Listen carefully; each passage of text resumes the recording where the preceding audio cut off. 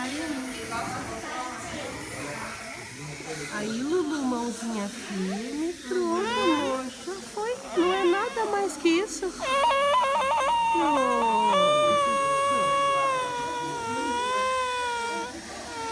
Pedro, você sabia que esse remedinho é para proteger, para não ter dor?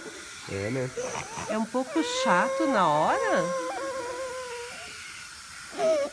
mas alivia as crianças para não terem dor. Vamos pôr o chupa-chupa lá? A Luara nem se mexeu, mamãe. Ai, que querido.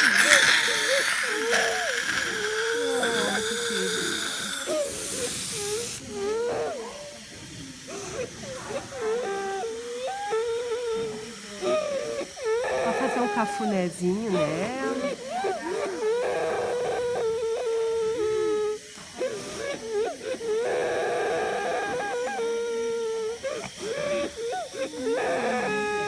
Ela tá com sono? Choro de sono, né? É bem muito sentimental.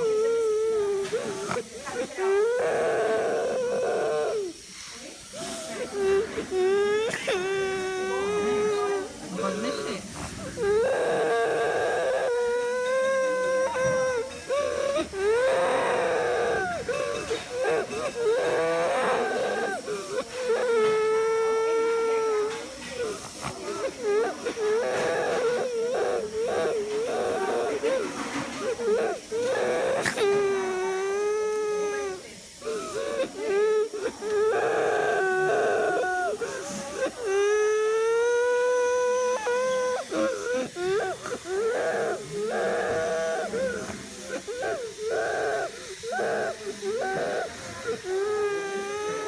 Muito bem.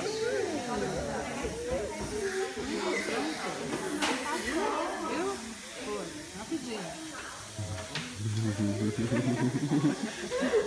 Eles me deixam encabulada. Passa pra mim.